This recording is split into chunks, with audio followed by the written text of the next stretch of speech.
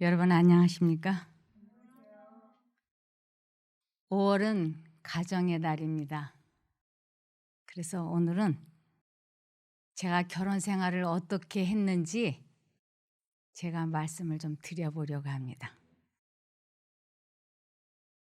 결혼을 해서 어떻게 살아야 하는지 저는 배우지를 못했습니다.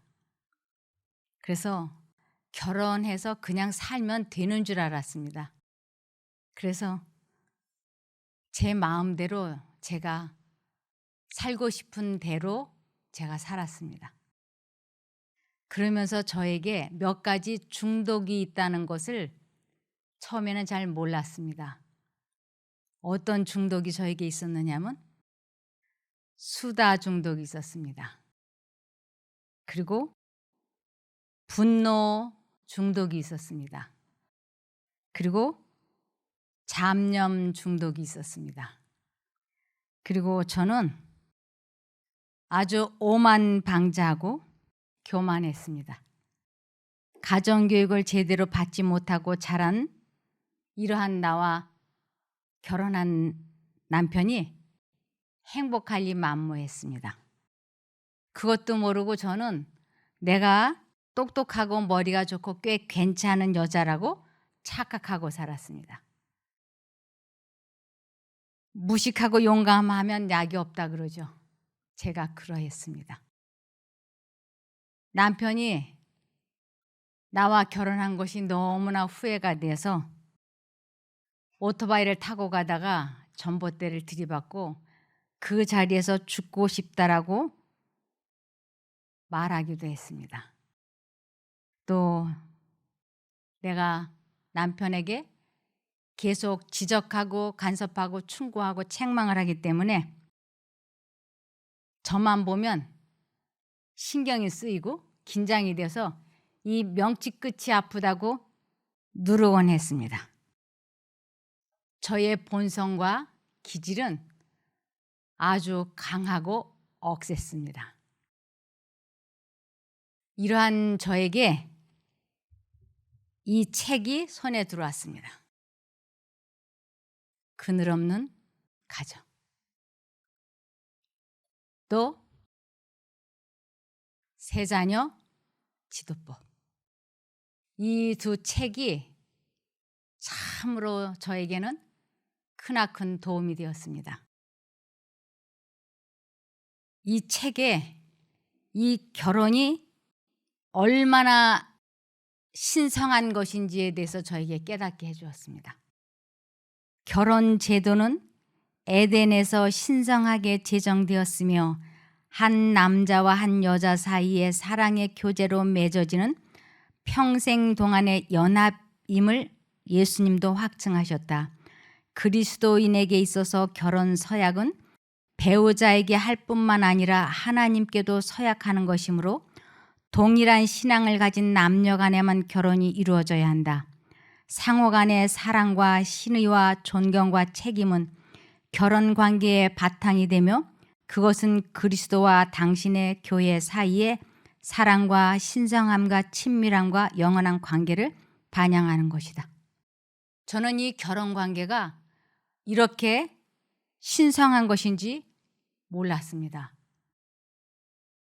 남녀를 물론하고 자기 분수를 지키고 비난받지 않도록 생애해야 한다라고 되어 있는데 저는 남편으로부터 비난을 받을 수밖에 없는 강한 본성과 기질 때문에 많은 비난을 받았습니다.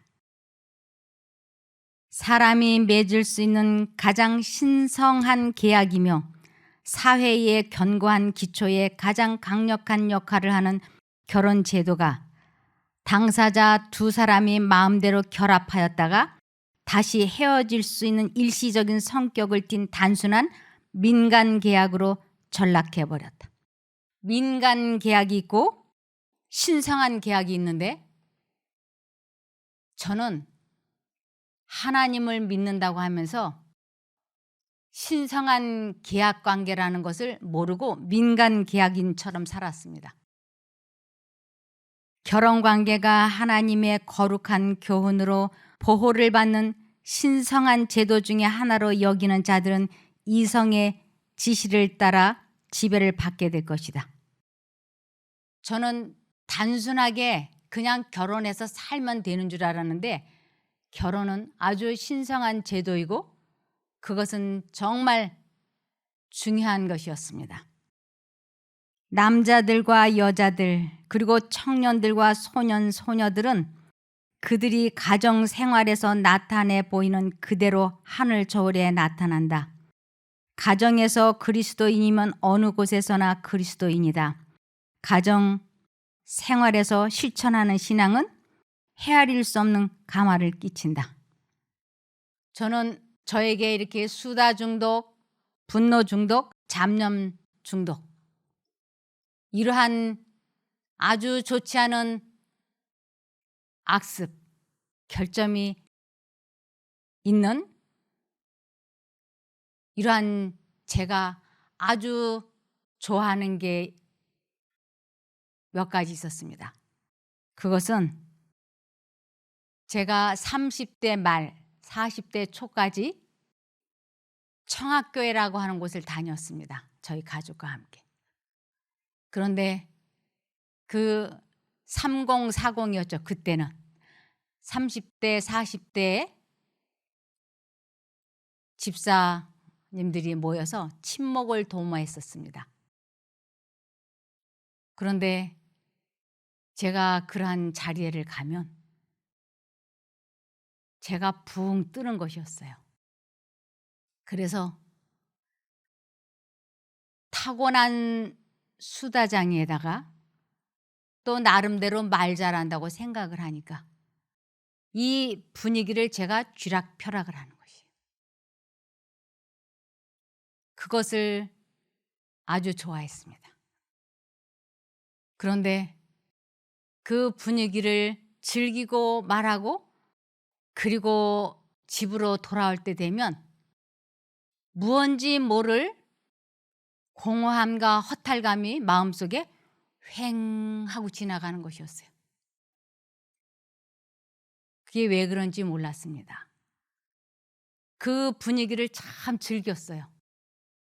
그래서 일주일에 한 번씩 3040 남녀 집사가 모여서 왁자지껄하게 막 웃고 얘기하고 밥 먹고 그러는 걸 아주 즐겼는데 왜 그 시간이 끝나고 나서 집으로 돌아올 때쯤 되면 이 마음이 허탈하고 공허한지 이상하다 그러면서 뭔가 꺼림칙했지만 그것이 성령님께서 저를 회개시키시기 위하여 준비하는 단계라고 하는 것은 알지 못했습니다.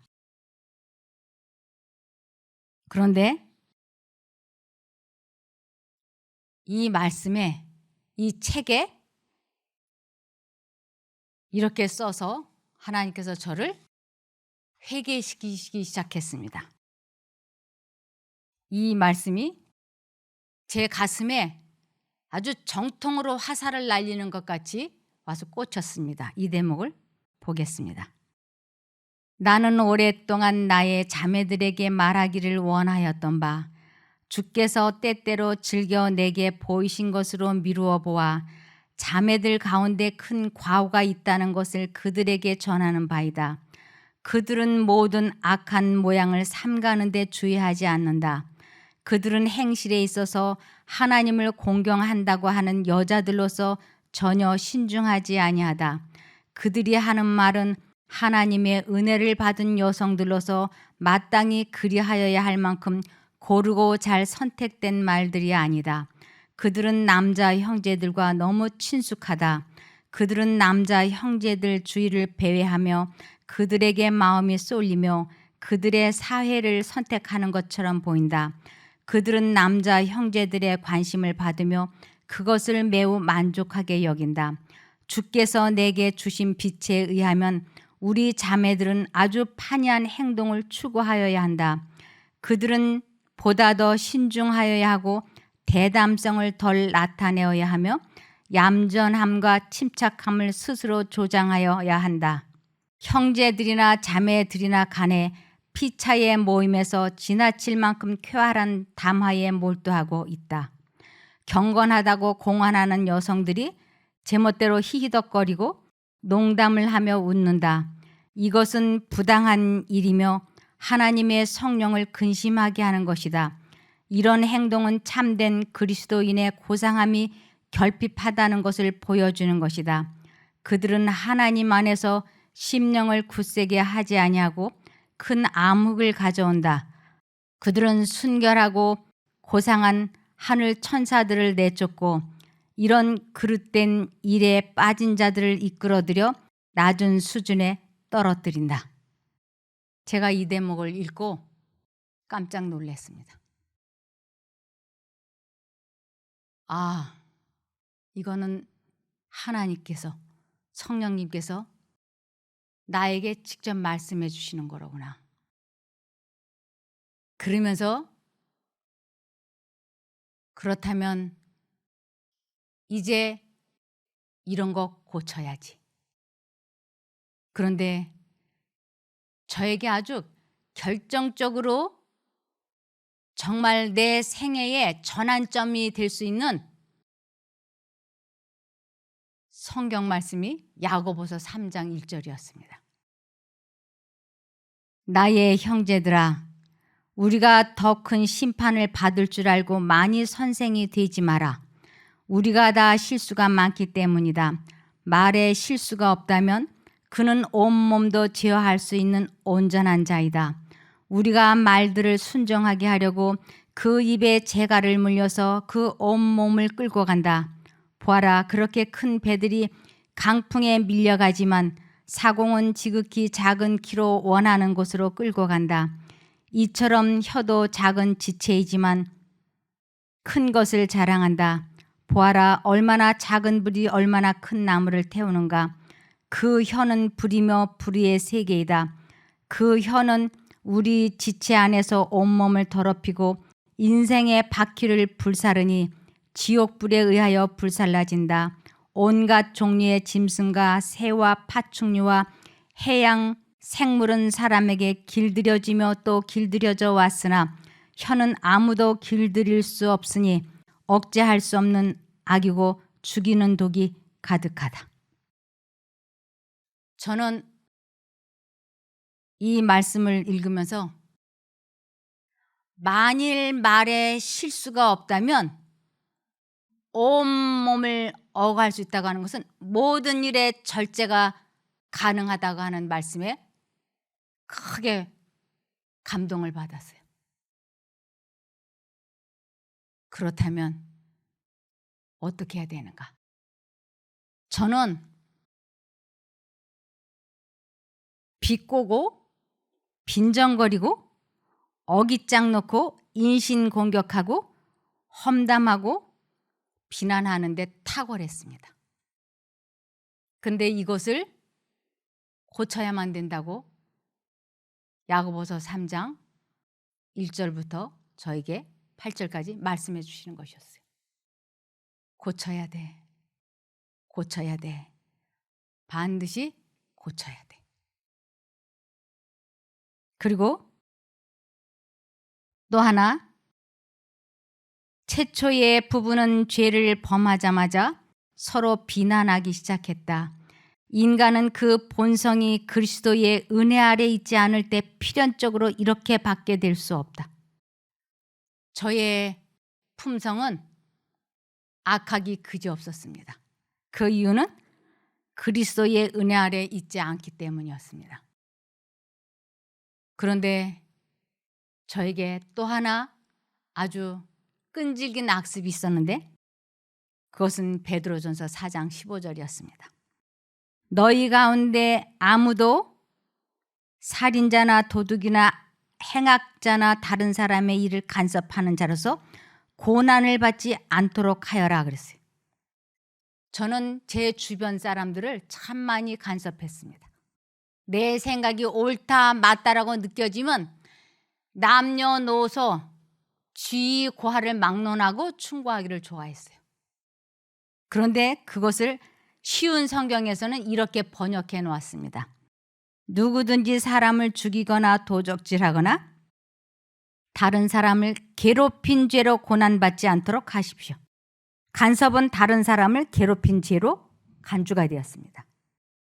저의 타고난 본성, 이 강한 기질을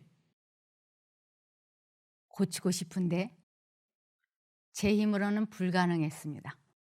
도저히 되지 않았어요. 그런데 그리스도인의 생애는 옛것을 변경하고 개량하는 것이 아니라 본성을 변화시키는 것이다. 자신과 죄에 대하여는 죽고 전적으로 새로운 생명이 나오는 것이다. 이런 변화는 성령의 효과적인 역사에 의해서만 이루어질 수 있다. 저의 노력으로는 불가능하다고 하는 것을 알게 되었습니다. 본성이 바뀌고 기질이 바뀌는 것을 성경에서는 이렇게 말씀하십니다. 잠언 31장 10절에 누가 현숙한 여인을 찾아 얻겠느냐 그 값은 진주보다 더하니라. 그런 여자를 현숙한 여인이라고 합니다. 잠언 10장 19절에 말이 많으면 허물을 면기 어려우나 그 입술을 제어하는 자는 지혜가 있느니라. 여성은 고상한 행실의 표준을 견지해야 한다. 나는 이 시대의 여성들, 기혼 여성이나 미혼 여성들이 그들에게 필요한 신중성을 유지하지 않는 일이 너무도 빈번하다는 사실을 쓰라린 마음으로 기록하는 바이다. 그러면서 잠언 17장 27절에 말을 아끼는 자는 지식이 있고 성품이 안전한 자는 명철하니라 그랬습니다. 저의 본성이 바뀌고 기질이 바뀌지 않는 이상 저는 말 절제가 불가능하다고 하는 것을 알게 된 것입니다. 제가 나이가 들어가면서 외모는 점점 추하게 늙어가는데 이 본성이 기질이 바뀌지 않으면 나이 들어서 그 주책 떠는 거 얼마나 보기 싫겠습니까?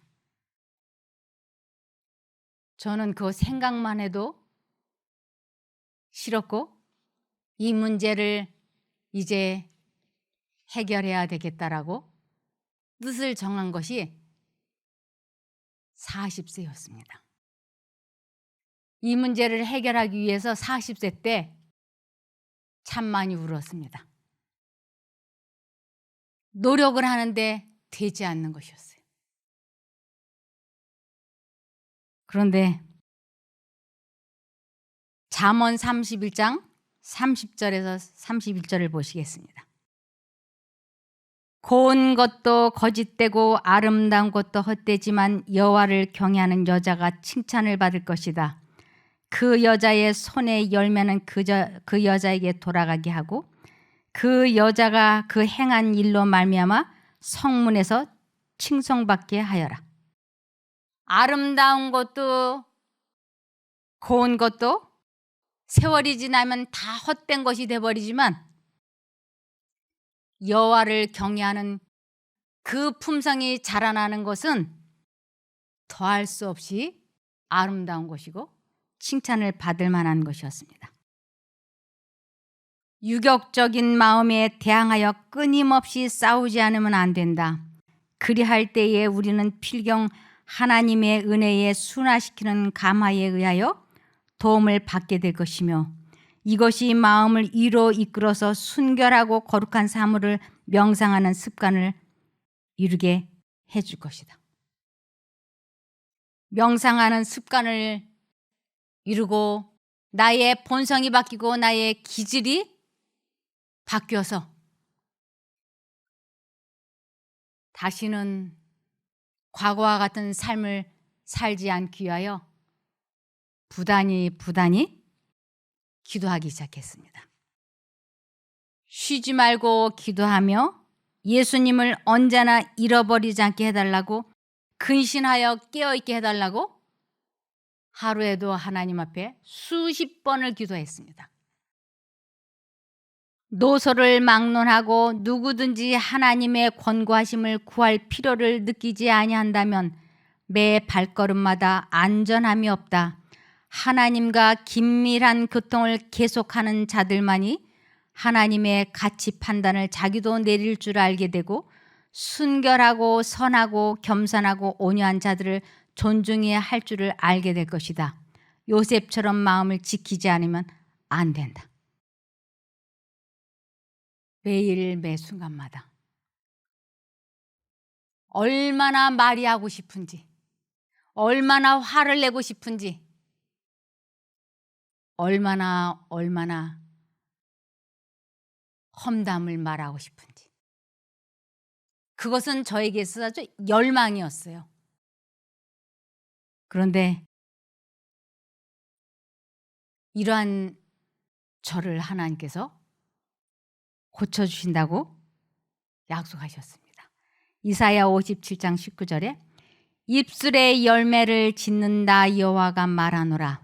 먼 데 있는 자에게든지 가까운 데 있는 자에게든지 평강이 있을지어다 평강이 있을지어다 내가 그를 고치리라 하셨느니라.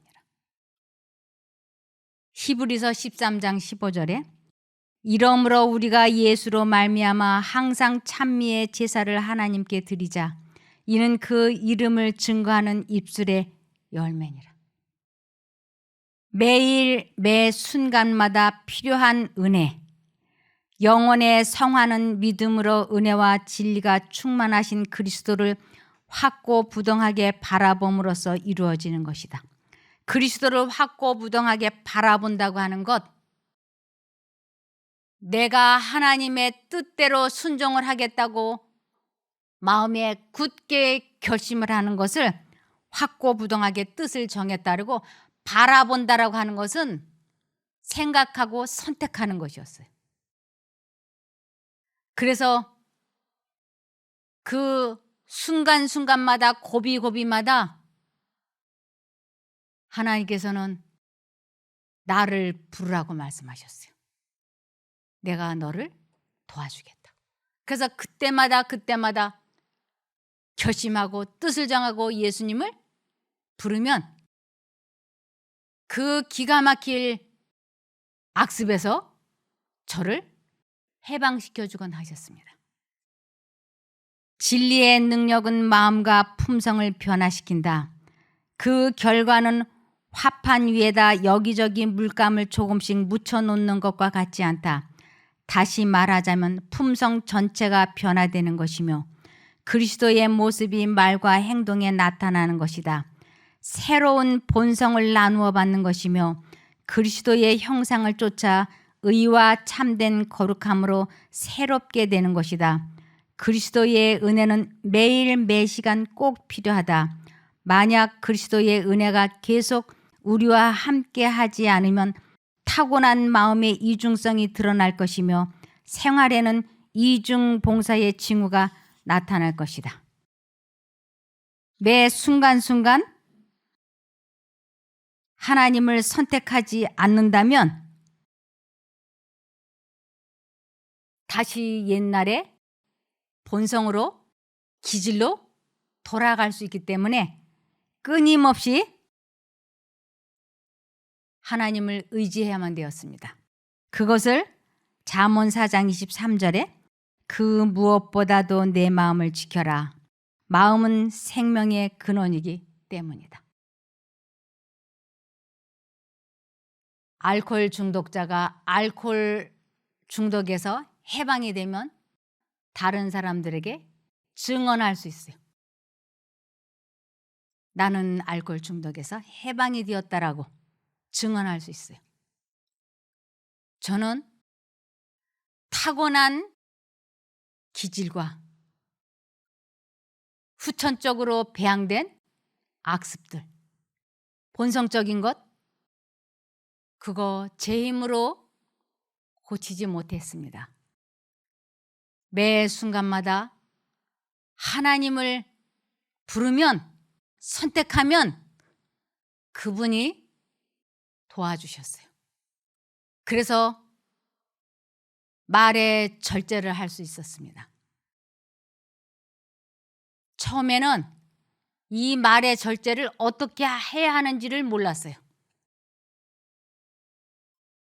포도 가지에 포도 열매가 열리면 포도를 딸 수 있어요. 그런데 그것이 들포도인지 참포도인지는 열매를 보면 알 수 있죠.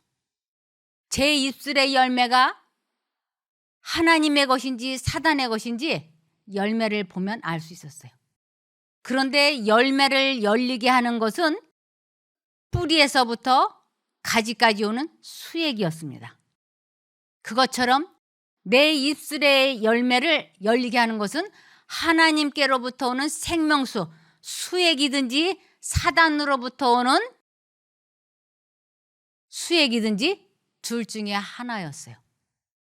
그래서 두 수액이 들어오려고 할 때 저는 사단의 수액을 받아들이지 않겠다고 굳게 결심을 하고 하나님을 부르면 하나님께서 저를 그 악한 열매를 맺지 않도록 도와주셨어요.